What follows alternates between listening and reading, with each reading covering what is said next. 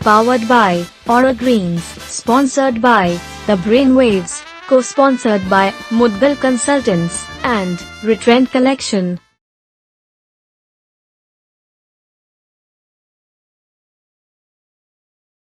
आज की ज़िंदगी में लोगों में तनाव और अवसाद जैसी बीमारियां निरंतर बढ़ रही हैं।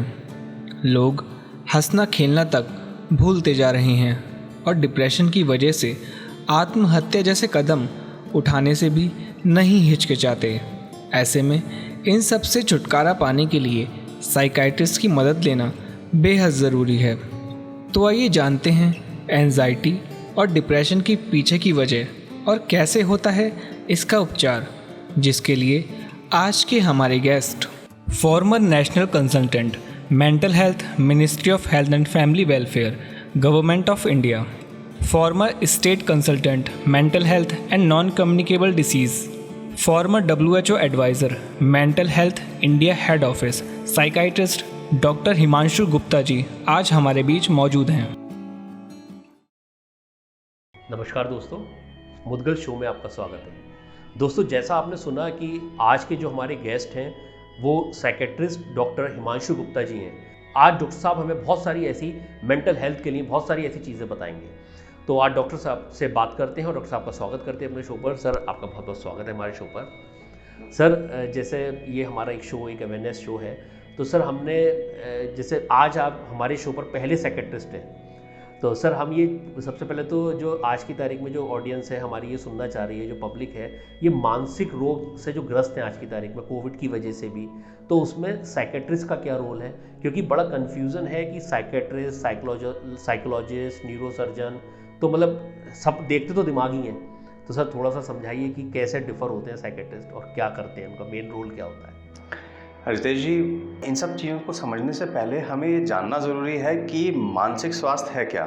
जी, आपने बिल्कुल ठीक कहा कि लोग बहुत ज़्यादा परेशान रहते हैं समझने के लिए, वो समझ नहीं पाते हैं कि हमें कब न्यूरोसर्जन के पास जाना है, कब न्यूरोफिजिशियन के पास जाना है, साइकियाट्रिस्ट कौन है, साइकोलॉजिस्ट कौन है, साइकियाट्रिक सोशल वर्कर कौन है। जी, तो इनमें आपस में बहुत कन्फ्यूजन है। लोगों को समझ नहीं आती है कि ये हम किस चीज़ के लिए कहाँ जाएं, और वो अक्सर इन चीज़ों को लेकर भ्रमित हो जाते हैं और गलत जगहों पे अपना टाइम लगाते रहते हैं। मानसिक बीमारियां दरअसल वो बीमारियां हैं जो हमारी सोच से पैदा होती हैं, हमारे व्यवहार से पैदा होती हैं और हमारे फीलिंग से पैदा होती हैं, हमारे इमोशन से पैदा होती हैं। हमारी सोच क्या है, हमारे इमोशन क्या है और हमारा व्यवहार कैसा है, बिहेवियर। अगर किसी का व्यवहार में, सोच में और इमोशन में, इमोशन मतलब हो गया मूड, मन, मनोस्थिति, मनोविज्ञान, इनमें कोई भी कमी आती है तो वो मानसिक स्वास्थ्य की कैटेगरी में आ जाता है। मानसिक स्वास्थ्य एक बहुत, इसकी कोई डेफिनेशन नहीं है जी। इसका एक बहुत बड़ा आयाम है जी। ना इसका कोई और है, ना कोई इसका छोर है। ना ही इसकी कोई डेफिनेशन है, ना ही इसका कोई पूरा एक ऐसा वैल्यू है जिसके उसके आधार पे हम ये कह सकें कि इस पॉइंट से कम या इस पॉइंट से ज़्यादा बीमारी है या नहीं है जी। ये एक पेशेंट और डॉक्टर के बीच के समझ की बात है कि कब उसको ऐसा लगता है कि इस पेशेंट को मानसिक स्वास्थ्य में कुछ थोड़ी सी गड़बड़ी है जिसके लिए उसको इलाज की ज़रूरत है जी। सबसे पहले आमतौर पे मानसिक बीमारियों में हमारा जो गड़बड़ी आती है वो व्यवहार में आती है। अच्छा। जो लोगों को दिखती है जी। जैसे अगर मैं आपके साथ रहता हूँ, मेरे मन में क्या चल रहा है वो आपको समझ में नहीं आएगा जी।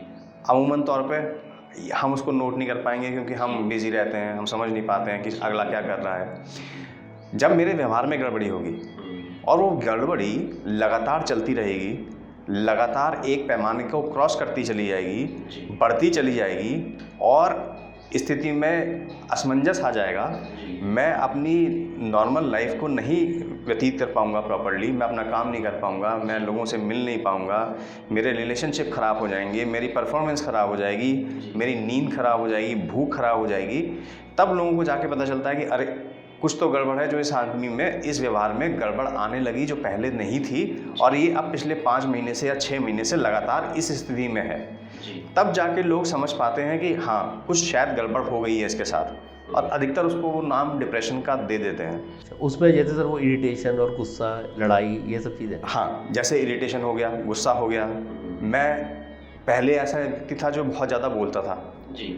लेकिन कुछ टाइम से मेरे ऑफिस में लोगों ने नोटिस करना शुरू किया कि मैं ज़्यादा बोलता नहीं हूँ, अच्छा। किसी के साथ मुस्कुराता नहीं हूँ, अच्छा। कोई आता है तो मैं चिड़चिड़ा जाता हूँ, मेरा काम में मन नहीं लगता है, मैं अपने काम से बचता हूँ। मैं जितना अपना काम को एंजॉय करता था जितने मन से, अब मैं उसको मन में नहीं लगा पाता हूँ।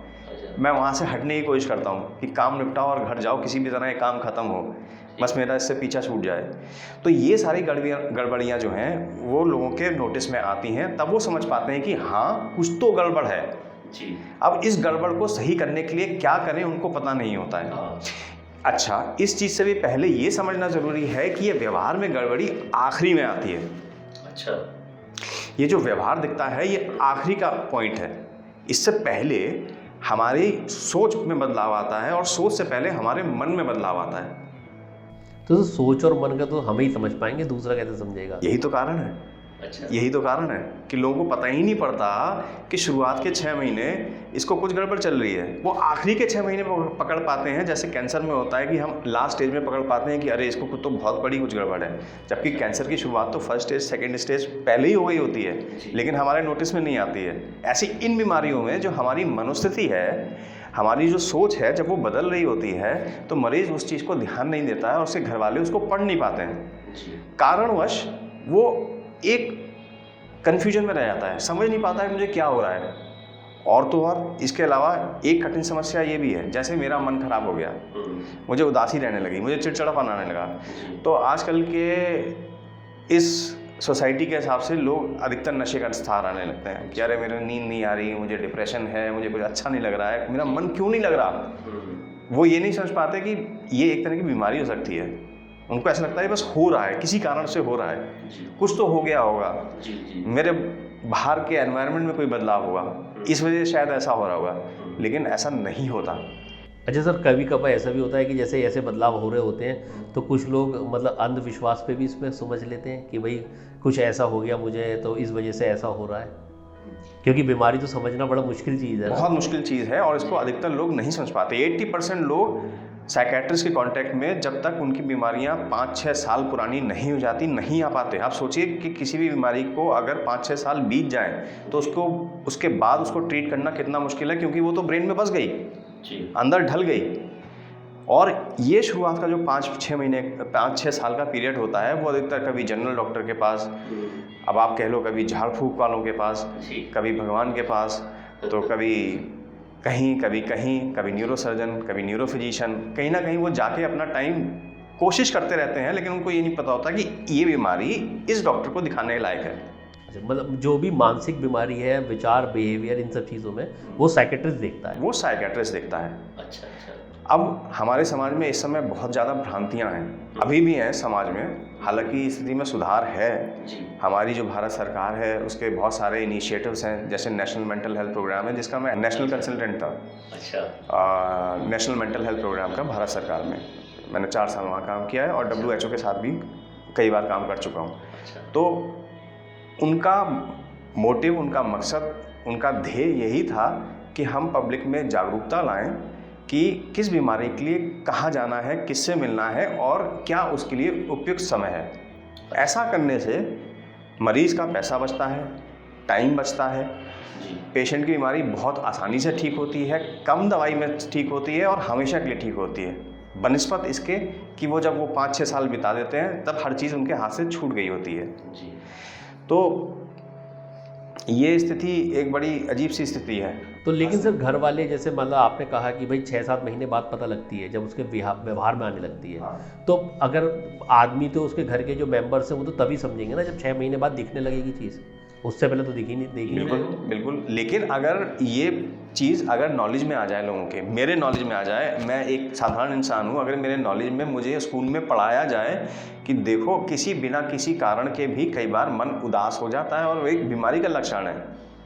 और तो और सिंपल, अगर थायराइड है किसी को और थायराइड की कमी होती जा रही है तो मन उदास हो जाता है। ब्रेन वेव्स के मिड ब्रेन एक्टिवेशन के साथ आप अपने बच्चे की क्रिएटिविटी, कंसंट्रेशन पावर, मेमोरी और सेल्फ कॉन्फिडेंस को और भी ज़्यादा एनहांस कर सकते हैं। आज ही फ्री काउंसलिंग के लिए कॉल करें। तो सर ऐसे जैसे अगर हम बात करें तो एंजाइटी और डिप्रेशन में कुछ फ़र्क होता है? एंग्जाइटी और डिप्रेशन में बहुत बड़ा फ़र्क होता है। एंग्जाइटी एक ऐसा डिसऑर्डर है, एंग्जाइटी सबसे ज़्यादा कॉमन डिसऑर्डर है सारी मानसिक बीमारियों में। अच्छा।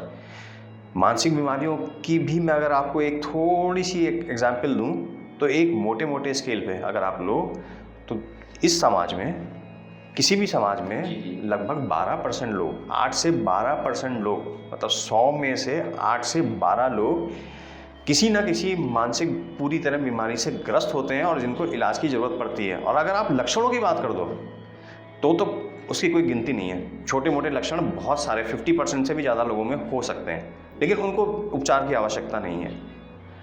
और अगर मैं एक बहुत ही आपको अच्छा एग्जाम्पल दूँ, एक बहुत ही बड़ी स्टडी थी है जिसमें पढ़ा गया कि कितना इसका आयाम होगा इस बीमारी का।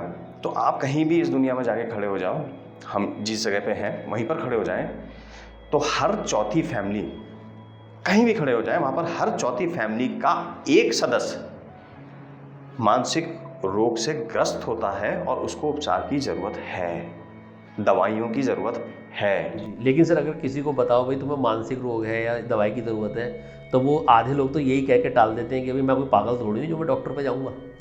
वो इसलिए है क्योंकि उनको ये समझ में नहीं आता कि पागलपन उन कई 100 बीमारियों का सिर्फ 1% का हिस्सा है। अच्छा। वो जो पागलपन की बीमारी है वो सिर्फ 1 से 2 या मैक्सिमम आप ले लो 3%, बस उतनी ही होती है। बाकी 97% पागलपन की कैटेगरी में नहीं आते। उनमें नींद की समस्या, उसमें सेक्स की समस्या, उसमें खाने पीने की समस्या, उसमें कंसंट्रेशन की समस्या, उसमें पढ़ने की समस्या, उसमें व्रत समस्याएं, प्रसूति टाइम की समस्याएं, बहुत सारी समस्याएं और भी होती हैं। तो वो पागलपन की बीमारी तो एक उसने उसको पूरे मानसिक स्वास्थ्य को बदनाम कर दिया है कि सिर्फ 3% बीमारियां पूरा पागलपन की बीमारी के बराबर है। नहीं, जबकि ऐसा सिर्फ वो 3% है और 97% और तरह की बीमारियां हैं छोटी मोटी जिसको हम नोटिस नहीं करते। पागलपन की बीमारी की वजह से ही साइकेट्री को लोग ऐसा लगता है कि अरे ये तो पागलों का डॉक्टर है। चलो अब तो ये स्थिति है कि कम से कम लोग ये जानते हैं कि पागलों का भी कोई डॉक्टर होता है उन 3% बीमारियों के कारण। लेकिन अभी भी लोग, मैं अगर आपको बताऊँ, आप बड़े शहर से थोड़ा सा भी 100 किलोमीटर आगे चले जाओ तो 60, 70, 80% लोग अभी भी झाड़ फूक इन चीज़ों में विश्वास रखते हैं और वो डॉक्टर के पास नहीं आना पसंद करते। उनके अपने कारण ये होते हैं कि एक तो उनको पता ही नहीं है कि मानसिक बीमारी क्या है, और दूसरा कारण ये है कि उनको ऐसा लगता है कि साइकेट्रिस्ट यानी कि मनोचिकित्सक के पास जाने से उनकी बदनामी होगी। जी, लेकिन सर कहीं ना कहीं ये भी तो है कि कोई जानता ही नहीं कि भाई साइकेट्रिस्ट और साइकोलॉजिस्ट और न्यूरोसर्जन में क्या डिफरेंस है। क्योंकि ये भी तो एक बहुत बड़ा क्वेश्चन है ना कि मैं दिखाऊं किसको। मेरे सिर में दर्द है, मेरे मतलब मेंटल स्टेटस थोड़ा ख़राब हो रहा है, तो मैं किस डॉक्टर को दिखाऊं? तो वो तो साइकोलॉजिस्ट पे भी जा सकता है, न्यूरोसर्जन पे भी जा सकता है। इसका एक बहुत बड़ा विवरण है जो बहुत ही क्लियर कट है, इसमें कंफ्यूज होने की आवश्यकता नहीं होती। जैसे मैंने अपनी बीमारी के बारे में बताया, मन से संबंधित सेक्स, भूख, नींद, व्यवहार और छोटी मोटी चीज़ें जैसे घबराहट, ये सारी चीज़ें मानसिक स्वास्थ्य में आती हैं। अच्छा, मतलब साइकेट्रिक का पार्ट है। हाँ, साइकेट्रिक का पार्ट है। अब न्यूरोफिजिशियन पे क्या हो गया? न्यूरोफिजिशियन पे हो गया ऐसी चीज़ें जैसे हाथ पाँव कांपना, मांसपेशी की कमी, अच्छा, मांसपेशी जैसे पैरालिसिस वगैरह हो गया, अच्छा, आधा पैरालिसिस हो गया या फेस का पैरालिसिस हो गया या एक आंख से दिखना बंद हो गया अचानक से, ये सारी चीज़ें न्यूरोलॉजी का पार्ट है। अच्छा, अब आप इसको समझोगे कैसे? आप इसको ऐसे समझो। और साइकोलॉजी को और समझा दीजिए, साइकोलॉजी का क्या पार्ट है? साइकोलॉजी का पार्ट ये है, साइकेट्री के, देखिए साइकेट्रिस्ट जो है एक मेडिकल पर्सन है जी। वो हर चीज़ को एक बीमारी की तरह देखता है जी। और बीमारी के कारणों को देखता है कि ब्रेन के अंदर क्या न्यूरोकेमिकल्स में कमी आएगी, क्या न्यूरोट्रांसमीटर्स में कमी आई होगी, जिनकी पूर्ति हम दवाइयों से कर सकते हैं। अच्छा। साइकोलॉजिस्ट जो है वो एक ऐसा ट्रेंड पर्सन है जो हमारे व्यवहार को बदलने में और हमारी समझ को बदलने में मदद करता है। अच्छा, वो मतलब वो दवाई नहीं देता? वो दवाई नहीं देता, वो ट्रेनिंग करता है, वो काउंसलिंग करता है। लेकिन हम इन दोनों चीज़ों को अलग अलग नहीं देख सकते जी। हमें देखना है बीमारी को, और बीमारी को कैसे मैनेज करना है, उसे कैसे कंट्रोल में लाना है, ये टीम वर्क है। अगर साइकेट्रिस्ट है तो साइकोलॉजिस्ट का होना ज़रूरी है। अब जैसे आपने कहा, मैंने भी आपको बताया कि एंग्जाइटी जो है, घबराहट जो है, मानसिक तनाव जो है, चिड़चिड़ापन जो है, इधर उधर दर्द होना, और जो जांच में कुछ नहीं आता है ना, ये जांच कराई कुछ नहीं आया, छोटा मोटा टाइप हाँ, बड़ा वहम सा भी होता है कि आज मेरे पैरों में दर्द हो रहा है, आज हाथों में दर्द हो रहा है, आज कुछ अच्छा नहीं लग रहा है, मुझे कमजोरी लग रही है, आज सिर में भारीपन है, कुछ अच्छा नहीं लग रहा, हल्का हल्का सा बुखार लग रहा है, लेकिन टेस्टों में कुछ नहीं आ रहा, रिकॉर्ड करने पे कुछ नहीं आ रहा, तो मानसिक स्वास्थ्य में कुछ गड़बड़ी की वजह से भी हो सकता है, क्योंकि ब्रेन ऐसी चीज़ है जो हमारी पूरी बॉडी को कंट्रोल करता है जी। अगर ब्रेन चाहे तो किसी हिस्से को गर्म कर सकता है, ब्रेन चाहे तो हमारी धड़कनें बढ़ा सकता है। अब होता क्या है कि घबराहट के कारण अधिकतर 90% लोग हार्ट वाले डॉक्टर को दिखाते हैं, कार्डियोलॉजिस्ट को, और उनके बार बार ECG, ईको होते ही रहते हैं, पर नॉर्मल आता है तो कुछ ना कुछ दवाइयाँ चलती रहती हैं, लेकिन वो समझ नहीं पाते कि ये हुआ क्या है, उनको ये नहीं पता पड़ता ये तो ब्रेन की वजह से है। पेट की बीमारियाँ, पेट गड़बड़ रहना, बार बार जाना, बार बार महसूस सी उठना, ये भी साइकेट्रिक प्रॉब्लम है। अच्छा, हाँ, इसको गैस्ट्रोन्यूरोसिस कहते हैं, इसको कार्डियक न्यूरोसिस कहते हैं। और विभिन्न जगहों पे दर्द रहना, मांसपेशियां दुखना, लेकिन जांच में कुछ नहीं आना, कुछ क्लियर एज सच नहीं आना जांच में, वो साइकेट्री का हिस्सा है। अब इन बीमारियों को, जैसे पहले मैं आपको बताता हूँ कि न्यूरोफिजिशियन में अधिकतर क्या होता है कि हमारे टेस्ट जो आते हैं वो पॉजिटिव आते हैं जी। अगर ब्रेन के अंदर थक्का है, खून जमा हुआ है, कोई नस फटी हुई है, वहाँ ब्रेन की सप्लाई नहीं है टेस्ट में, MRI में, तो एक तरह की फालिश हो जाएगी। तो न्यूरोलॉजी में अमूमन टाइम पे हमें चीज़ें दिखती हैं MRI और टेस्ट में और CT स्कैन में। अच्छा, न्यूरोसर्जन तो बिल्कुल ही आसान है पहचानना, किसी को चोट लग गई, किसी के ब्रेन में कैंसर है, कोई गांठ है जिसको नहीं, सर्जरी करते हैं, वो सर्जरी करते हैं जी। अब आते हैं साइकेट्रिस्ट और साइकोलॉजी के बीच का अंतर। आप ये मान के चलिए साइकेट्रिस्ट और साइकोलॉजी अलग अलग नहीं हो सकते, वो एक ही टीम का हिस्सा है। अच्छा, अगर घबराहट को कंट्रोल करना है तो ऐसा नहीं है दवाई खा के वो पूरी तरह सही हो जाएगी जी। जब पेशेंट 6 साल के बाद आपके पास दिखाने आया है और 6 साल तक उसको पता ही नहीं था कि बीमारी किस चीज़ की है, वो इधर उधर घूम रहा था, टेस्ट करा था, हकीम के पास जा रहा था, देसी दवाई खा रहा था, कुछ भी कर रहा था वो, लेकिन वो ठीक नहीं हो पा रहा था। तो 6 साल के बाद जब डॉक्टर ने उसको देखा, उसको लगा कि ये तो बहुत ज़्यादा बढ़ चुका है और इसके दिमाग में कुछ कमियां आ चुकी हैं, वो उसको दवाई से ट्रीट करेगा, उनके लक्षणों को कम करेगा, उसको मिनिमम करेगा, बाकी चीज़ों में सुधार लाएगा, उसके बीपी भी कंट्रोल कर देगा, धड़कनें कंट्रोल कर देगा, लेकिन जो उसके व्यवहार में चीज़ें घुल गई हैं, बस गई हैं, रह गई हैं पिछले 6 साल में, वो कैसे निकलेंगी? या तो वो सारी ज़िंदगी दवाई खाने से कंट्रोल रहेंगी जी, या उसको हमें उसकी सोच को, उसके व्यवहार को, उसके मन को बदलना पड़ेगा जी। वो ट्रेनिंग के द्वारा आता है। अच्छा, वो साइकोलॉजिस्ट का पार्ट हो गया, वो साइकोलॉजिस्ट का पार्ट हो गया, तो साइकोथेरेपीज वगैरह, फिर साइकोथेरेपीज हो गई और साथ में दवाइयाँ चलती हैं। और जैसे मान लीजिए एक पेशेंट है जी, आप साइकोलॉजिस्ट हो, मैं साइकेट्रिस्ट हूँ जी, तो हम दोनों आपस में हमेशा एक दूसरे के कांटेक्ट में रहते हैं कि देखो अब इसकी स्वास्थ्य इतना बेटर है, मैं आपके पास रेफ़र कर रहा हूँ, आप इसकी ट्रेनिंग करो, बीच बीच में मैं दवाई दूंगा, और हम दोनों एक साथ मिलकर टीम की तरह इस पेशेंट को पूरी तरह होलिस्टिकली ठीक करेंगे। होलिस्टिकली ठीक करने का मतलब क्या है? पूर्णतः ठीक करना। पूर्णतः ठीक करने का मतलब क्या है? सिर्फ बॉडी से ठीक करना नहीं, उसकी सामाजिक प्रवेश, मतलब समाज में घुलने मिलने की क्षमता जी, ओवरऑल पूरा उसको, वो भी ठीक होनी चाहिए, उसका व्यवहार ठीक होना चाहिए, उसका कॉन्फिडेंस ठीक होना चाहिए, उसका चीज़ों को लड़ने की क्षमता ठीक होनी चाहिए, चीज़ों को झेलने की क्षमता सही होनी चाहिए, प्रॉब्लम सॉल्विंग स्किल अच्छी होनी चाहिए। ये सब टीम वर्क होता है। और हमारा तीसरा पार्ट क्या होता है? मैं हो गया साइकेट्रिस्ट, आप हो गए साइकोलॉजिस्ट, एक तीसरा भी एक कैटेगरी होती है जिसका नाम होता है साइकेट्रिक सोशल वर्कर। अच्छा, आप जब उसका रोल ये है कि जैसे फर्स्ट लेवल, सेकंड लेवल आपने उसको थेरेपी दी, उसके बाद छोड़ दिया, साइकेट्रिक सोशल वर्कर की लिमिट और भी ज़्यादा होती है। वो लिमिट ये होती है कि उसके वो पेशेंट के साथ जाके उसके कार्य की जगह पे जहाँ वो कार्य करता है वहाँ तक उसको जाके सपोर्ट करता है, उसके घर में जाके उसके घर के एनवायरनमेंट को पढ़ता है और उसको भी ठीक करता है। अच्छा, हम दोनों के पास तो पेशेंट खुद आ रहा है जी, उससे भी आगे का एंगल है कि हमने तो समझा के भेज दिया, मैंने दवाई दे के भेज दिया, आपने समझा के भेज दिया, ट्रेनिंग करके भेज दिया 5 बार, लेकिन वो तब भी नहीं कर पा रहा है, तो साइकेट्रिक सोशल वर्कर का काम आएगा। वो खुद जाएगा और देखेगा कि काम करने की जगह पे ये कैसा काम कर पा रहा है, घर पे इसकी स्थिति कैसी रहती है, ये लोगों का व्यवहार जब डायरेक्टली जब होता है लैब में बैठ के नहीं, क्लिनिक पे बैठ के नहीं, असली बाज़ार में बैठ के, असली खेत में, असली थाने में, या हॉस्पिटल में काम करता है तो हॉस्पिटल में, या अपनी इंडस्ट्री में काम करता है तो इंडस्ट्री में, तो इसका कितना कॉन्फिडेंस लेवल है, कैसा है, उसको वो उस हद तक जाके ठीक करता है। अच्छा डॉक्टर साहब, जैसे देखा जाए, जैसे कोई मान लीजिए कोई बाइक चला रहा है और वो उसने हेलमेट नहीं पहन रखी, तो एक फियर फैक्टर है, पुलिस वाले को देखती है उसकी स्पीड बढ़ जाती है, हाथ कांपने लगते हैं, तो ऐसा क्या मतलब क्या उसके एंजाइटी डेवलप, तो वो तो फ्रिक्शन ऑफ सेकंड्स में मतलब किसी को देखते ही डेवलप हो जाती है। बिल्कुल डेवलप हो जाती है, और एक्सीडेंट्स का एक बहुत बड़ा कारण रोड रैश है। अच्छा। जिसके एंगल्स को लोग समझते ही नहीं है। कोई आदमी बहुत अच्छी गाड़ी चलाता है और कोई गाड़ी बहुत रैश चलाता है। अधिकतर जो रैश गाड़ी चलाते हैं उनमें उनके दिमाग में कुछ ना कुछ उथल पुथल रहती है, वो बहुत घबराए हुए रहते हैं या बहुत हड़बड़ी में रहते हैं। उनका लाइफस्टाइल ही सही नहीं है जी। घर से देर से निकले फिर हड़बड़ी में जा रहे हैं, उनका दिमाग काम नहीं कर रहा है, उनका दिमाग सिर्फ ये काम कर रहा है कि मुझे 5 मिनट के अंदर अपने ऑफिस में पहुंचना है। वो अपने टाइम टेबल को ही मैनेज नहीं कर पा रहे हैं और उसकी वजह से वो गड़बड़ी में रह रहे हैं और उसकी वजह से बहुत सारे एक्सीडेंट और बहुत सारे लोग मारे जाते हैं जी।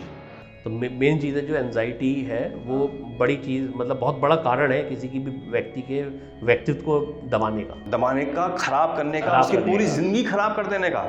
और सिर्फ उसकी ज़िंदगी ख़राब नहीं करने का, उसके प्रोफेशन को ख़राब करने का, उसकी फैमिली लाइफ को ख़राब करने का, उसके घर में एडजस्टमेंट का, उसके ऑफिस के एडजस्टमेंट का। भाई जैसे उसने आया, एक आदमी अपने घर से निकला, पहले से ही लेट था, उसे काम अपना मैनेज ही करना नहीं आता है, टाइम टेबल, वो दिमाग से सुकून में ही नहीं रहता है, सोता ठीक से नहीं है, घर से निकला, हड़बड़ी में निकला, जल्दी से खाना खाया, जल्दी से भागा, आधा सामान रखा, आधा सामान नहीं रखा, फिर तेज़ी से गाड़ी चलाई, फिर लोगों को टक्कर मिली, गुस्से में किसी के से चिड़चिड़ाया, किसी को गाली दी, आगे जाके पुलिस का फाइन हो गया, और ज़्यादा वो चिढ़ गया, पुलिस वाले से भिड़ गया, फिर ऑफिस में पहुंचा, ऑफिस में सारे टाइम फिर वो यही सोच रहा है, अब जो काम करना था वो भी नहीं कर पाया ठीक से, वो भी बिगड़ गया, वो भी सब अच्छा नहीं हुआ, उसका ऑफिसर उस पर गुस्सा हुआ, फिर वो और ज़्यादा फ्रस्ट्रेट हो गया, फिर वो इतना फ्रस्ट्रेट हो गया कि इरिटेट हो गया, बाहर जाके ऑफिस जाने से पहले फिर उसने कुछ एडिक्शन किया, स्मोक किया या ड्रिंक किया, अपने माइंड को रिलैक्स किया, फिर घर वापस आया और ये एक पूरी चेन बन गई। फिर वो धीरे धीरे इस चेन में ट्रैप हो जाता है, बन जाता है, जकड़ जाता है और ऐसे ही धीरे धीरे वो एक बीमारी की तरफ घुसता चला जाता है। दोस्तों, आपने सुना सर ने कितनी अच्छी चीज़ बताई कि जो हम रैश गाड़ी या तेज़ गाड़ी चला रहे हैं तो उसके पीछे कहीं ना कहीं एंजाइटी का कारण है। तो इस एंजाइटी को जो सर ने एक पूरा उसकी चेन बताई तो उसको समझिए। तो डॉक्टर साहब अभी बहुत ही जल्द एक हमारे साथ बहुत सारी ऐसे टॉपिक्स पे चर्चा करने वाले हैं, मतलब डॉक्टर साहब की एंजाइटी क्या होती है, डिप्रेशन क्या होती है और बहुत सारे ऐसे टॉपिक्स जो आम पब्लिक के लिए बहुत ज़्यादा बेनिफिशियल है। अच्छा डॉक्टर साहब, थोड़ा सा ये बताइए, कई लोग ऐसा सोचते हैं यार साइकियाट्रिस्ट डॉक्टर्स जो हैं वो ऐसे लोगों को देखते देखते भी यार थोड़े से सर भी ऐसे ही हो गए, कभी कभार कि सर ऐसी बातें कर देते हैं यार, ऐसे कर देते हैं, तो वो क्या एक फैक्टर है? बिल्कुल सही बात है। पुराने ज़माने के लोग तो डेफिनेटली ये कहते हैं, अभी भी कहते हैं कि हाँ साइकियाट्री का डॉक्टर है तो खुद तो थोड़ा सा गड़बड़ा गया होगा। क्योंकि जो आदमी पूरे दिन एक ही जैसे पेशेंट को देख रहा है वो कहीं ना कहीं उसके नेचर में तो कोई चेंज आता ही है। चेंज आ जाता है। देखिए मैं इसका एक बहुत ही बड़ा एस्पेक्ट आपको समझाऊँ जी। ये एक तरह से गलत भी है और एक तरह से सही भी है जी, ठीक है। अगर मुझे अपने पेशेंट को प्रॉपर्ली ट्रीट करना है, मुझे उसकी मनोस्थिति समझनी है, तो मुझे उसके अंदर घुसना होगा, उसके मन को समझना होगा, उसके व्यवहार को समझना होगा और लोगों से भिन्न समझना होगा। जैसा उसका फैमिली या लोग समझते हैं वैसे नहीं, मुझे अपने एंगल से समझना पड़ेगा। तो मुझे अपने आप को ठीक पेशेंट की पोजीशन में रखना होगा और महसूस करना होगा कि मैं कैसे फील कर रहा हूँ और उस पर कोई जजमेंट नहीं निकालना होगा कि ये सही। हम लोग किसी चीज़ को सही या गलत के रूप में नहीं देखते हैं, हम बस ये देखते हैं ये एक चेन है, ये एक प्रोसेस है, ये एक श्रृंखला है जो चलती चली आ रही है और इसमें ये व्यक्ति इस तरह से महसूस कर रहा है। हम जजमेंट नहीं देते कि ये तुमने सही किया या गलत किया, नहीं, तुम्हारे साथ ऐसा हो रहा है और ऐसा क्यों हो रहा है उसको समझने की कोशिश करते हैं, उसको सोल्यूशन ढूंढने की कोशिश करते हैं। अगर मैंने अपनी क्लिनिक में बैठ के सपोज 50 पेशेंट देखे, 50 पेशेंट साइकियाट्री के देखना मतलब अगर आप सुबह 9 बजे से बैठो तो रात के 9 बज जाएंगे और आप पूरी तरह थक जाओगे। ये सर्जन की तरह काम नहीं है कि आपने 10 मिनट में सर्जरी करी। क्योंकि सर जो भी आ रहा है वो निगेटिविटी तो लेके आ ही रहा है, बहुत तो वो ज़्यादा कहीं ना कहीं वो निगेटिविटी, मतलब अगर आपका ऑरा बढ़िया नहीं है या आप पॉजिटिव नहीं है तो वो निगेटिविटी आप पे भी हावी हो जाती है। बिल्कुल हो जाएगी। और सिर्फ आप पेशेंट को मत समझो, जो पेशेंट के साथ उसके फैमिली मेम्बर्स हैं जो 6 साल से उसके साथ जूझ रहे हैं, वो उनको भी उतनी ही प्रॉब्लम होती है, वो भी हमारी तरह ही उतने ही ग्रसित हो जाते हैं। तो फॉरेन कंट्री में और हमारी कंट्री में अभी फ़िलहाल इस चीज़ की डेफिशिएंसी है, कमी है कि हम अपने आप को बहुत ज़्यादा ओवरबर्डन करते हैं, जबकि विदेशों में साइकेट्रिस्ट 1 मरीज 2, 3 या मैक्सिमम 6 या 7 मरीज देखता है। अच्छा। और इस देश में हमारे पास होते हैं कम से कम 100, 50, 150। तो सर इसका क्या कारण है सर? क्योंकि साइकेट्रिस्ट की कमी है। अपने खुशी के पल को और भी यादगार बनाएं पर्सनलाइज गिफ्टिंग के साथ। ऑर्डर के लिए आज ही कॉल करें। सबसे बड़ी कमी क्या है? हमारे यहाँ क्वालिटी ऑफ साइकेट्रिस्ट बुरे नहीं है, बहुत अच्छे साइकेट्रिस्ट हैं। प्रॉब्लम क्या है कि यहाँ पर उनकी सैलरी अच्छी नहीं है। तो जितने भी हमारे साइकेट्रिस्ट दोस्त हैं, साइकोलॉजिस्ट दोस्त हैं, साइकेट्रिक सोशल वर्कर दोस्त हैं, जितने भी अच्छे कॉलेज से पढ़े हुए दोस्त हैं, वो सब विदेश चले जाते हैं जी। और हमारा देश इतने अच्छी क्वालिटी के लोग पैदा करने के बावजूद हमारे पास साइकेट्रिस्ट की कमी है। और उस कारणवश एक डॉक्टर के पास बहुत ज़्यादा पेशेंट हो जाते हैं, जो ओवरबर्डन होता है। कई बार वो चिड़चिड़ा हो सकता है उसके कारण, और लोगों को ये महसूस हो सकता है उस चिड़चिड़पन के कारण कि हाँ, इसको खुद को ऐसा हो गया है। हालांकि अब आजकल की मॉडर्न ट्रेनिंग में जब हम लोगों को पढ़ाया जाता है तो हम लोगों को ये अलग से ट्रेनिंग दी जाती है कि किस तरह से अपने आप को मैनेज करना है, और उतना ज़्यादा पेशेंट को एक इमोशनल रूप से अपने पास में नहीं रखना है। बस उतनी देर के लिए इमोशनल रूप लिया और उसको छोड़ दिया। इस ट्रेनिंग के कारण अब लोग ये महसूस करते हैं कि हाँ, ये पुराने वाले ज़माने के जो साइकेट्रिस्ट थे वो थोड़ा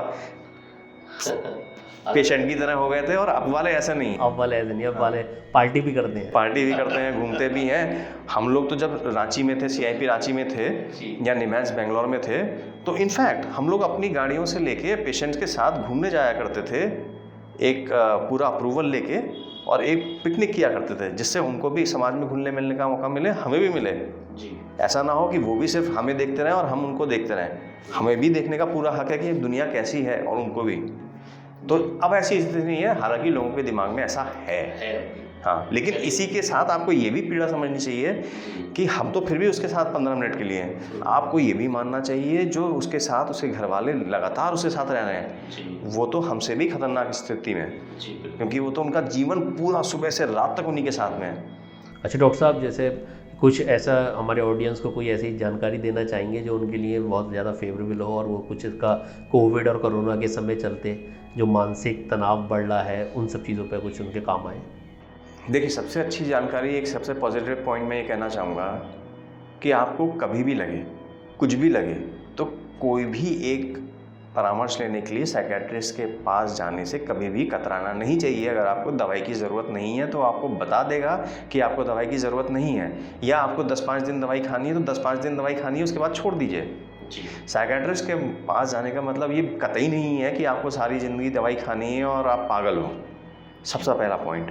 अब पॉइंट पे आते हैं कोरोना वायरस और आज की स्थिति। कोरोना वायरस तो एक इवेंट है जो अब हुआ है।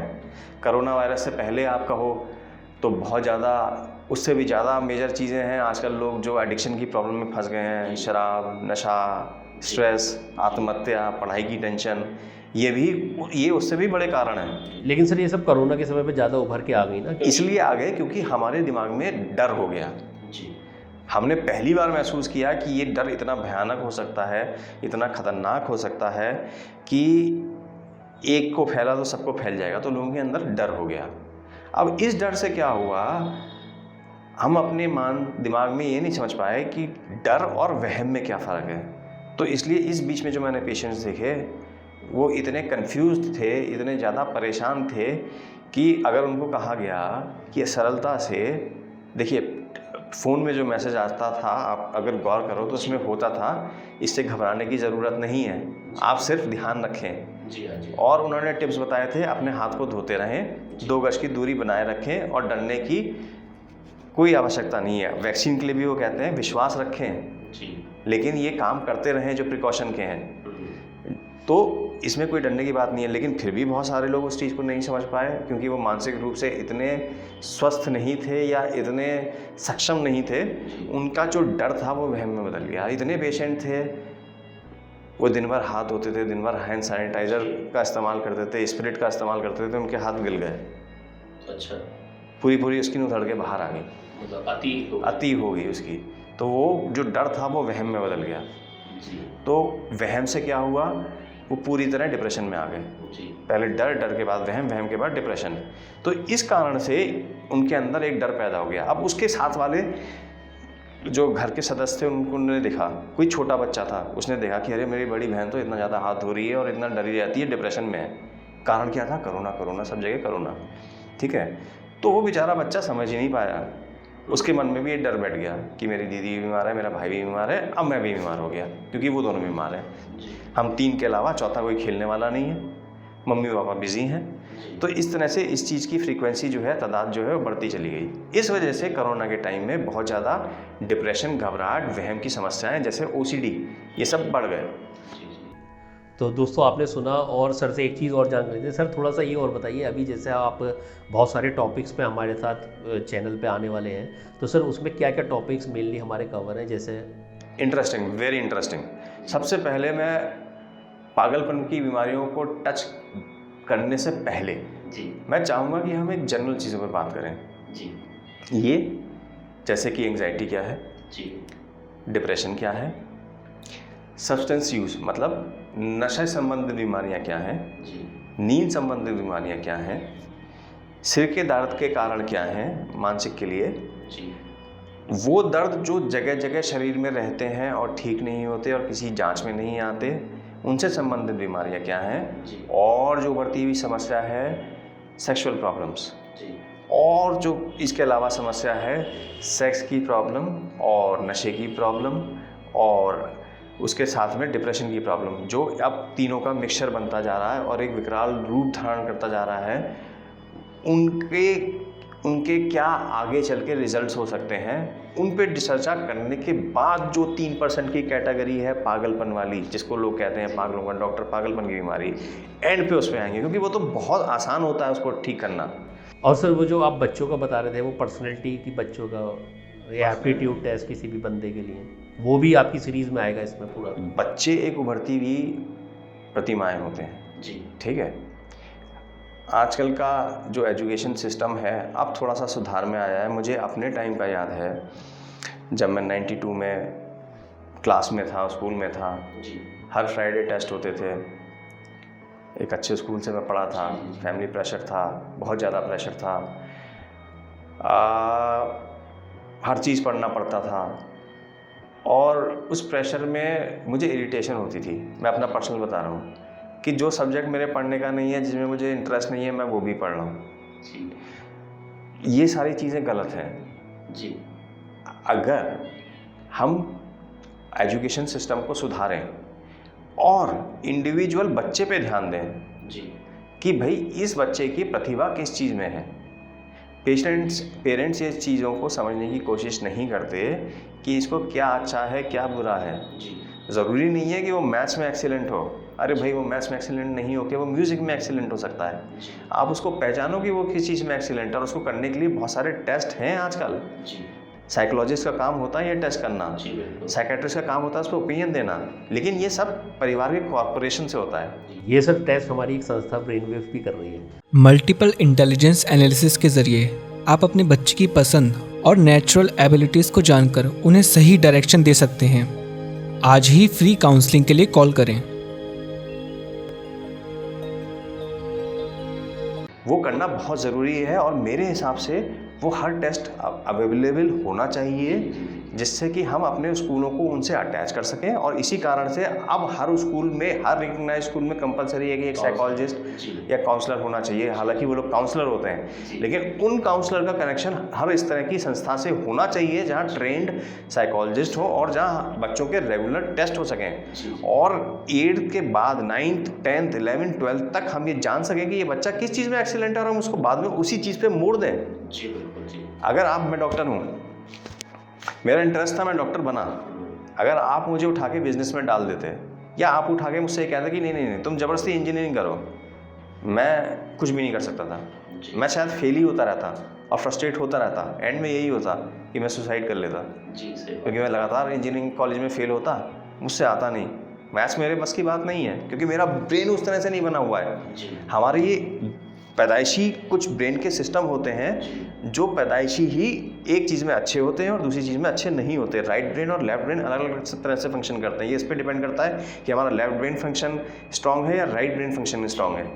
तो हमें ये जान लेना चाहिए 10th से पहले, 12th के से पहले कि ये बच्चा किस चीज़ में स्ट्रांग है और एप्टीट्यूड टेस्ट के थ्रू हमें उसे उसी लाइन में पुश करना चाहिए जहाँ वो बेस्ट कर सकता है। तो दोस्तों आपने सुना और बहुत इंटरेस्टिंग और बहुत ही अनटच चीज़ें सर अभी लाने वाले हैं। सर की सीरीज़ को आप बराबर पूरा देखें और सर हर टॉपिक पे बात करेंगे, स्पेशली बच्चों के लिए, वुमेंस के लिए, मेल्स के लिए और हर एक उस बंदे के लिए जो इस समाज में है। तो आपका बहुत बहुत शुक्रिया अदा कि आपने देखा हमारे शो को और सर का भी बहुत बहुत शुक्रिया सर शो पे आए और इतनी जानकारी दी। Thank you sir. Thank you.